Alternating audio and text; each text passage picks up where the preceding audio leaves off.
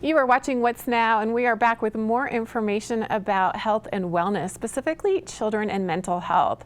How can you tell if your child is suffering from mental health in a way that makes them need professional help, or it's more than just a burnout? The past couple of years has been really difficult on everyone, and especially children, as so much has changed for them. Well, I recently spoke with school counseling lead from Pearson all about children and mental health and what you need to know. Let's take a look.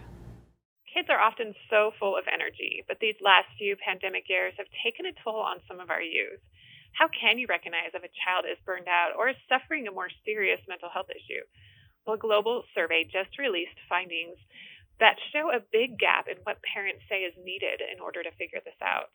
While most think a student's access to mental health services in schools is critical, there is a disconnect because parents say only a fraction of schools provide any services at all. With nearly 2 decades of counseling experience, joining us to offer guidance and insight is Morgan Champion, School Counseling Services Lead for Pearson. Morgan, thank you for being here. Thanks for having me. This is such an important topic, and let's start with where we are as a country today in this mental health crisis. The survey, you interviewed more than 3,000 parents on kids' well-being. What were some of the findings? Well, I think it's important that we mention that we were really in a mental health crisis prior to the pandemic even starting, and the pandemic exacerbated the challenges that our young people were already facing. And one of the things that our Pearson Global Learner Survey told us is that parents really want schools to prioritize mental health, and that's driving their decisions about where they want to enroll their children. We found that nearly 2/3 of parents want their children exposed to mental health awareness and resources as early as elementary school. And we also learned that 90% of parents are prioritizing the types of mental health services that are provided and choosing to enroll their children based on that information. And as a professional counselor with Pearson and Connections Academy, this really tells me that we're heading in the right direction. What are the warning signs? How can parents tell if kids are dealing with something like burnout or a more serious mental health issue? And then what can parents and schools do to help? Well, it's really important to stay in tune with your child's mood, affect, and behavior. And some other things you can pay attention to are any changes in eating and sleeping patterns, if they're having rocky friend relationships, or if they're saying something more concerning, such as feeling like they're a burden or potentially giving away some of their possessions. You definitely want to seek professional mental health support as soon as possible. And one untapped resource is your child's school counselor. They are a wealth of information and can also direct you to some local mental health resources in your community. What about homework and stress? How much is too much? Homework has long been a divisive topic among parents, and we found that 75% of parents really want to see less homework for their children because they think it has a direct impact on their mental health and well-being.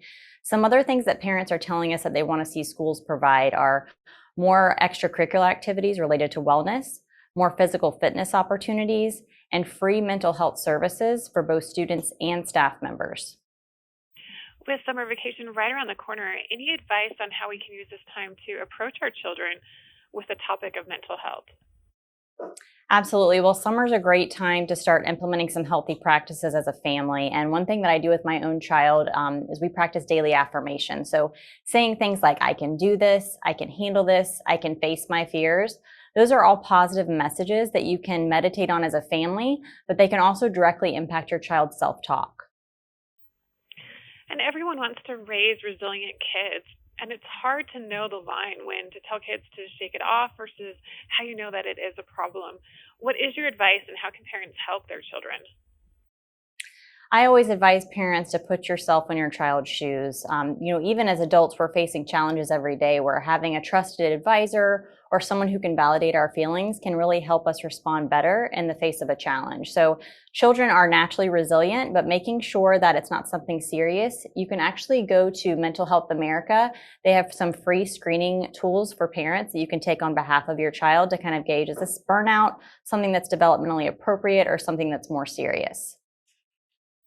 How does technology play a role, both good and bad? Absolutely. Well, all screen time is not created equal. So if your child's watching something educational, like an animal documentary, versus scrolling through social media endlessly, those are two very different things. So I encourage parents to develop some healthy practices around technology Make sure that you know who your child is interacting with on social media, and truly, take the time to understand your child's relationship with technology. And where can we go for more information? Sure, if you'd like more information on our Pearson Global Learner Survey, you can visit pearsonplc.com. And if you'd like more information and tips and tools for your family, you can visit connectionsacademy.com/emotional fitness. Thank you so much, Morgan Champion, for joining us today. Really appreciate this important information about kids, their mental health, burnout. Thank you so much for your time. Thank you so much for having me.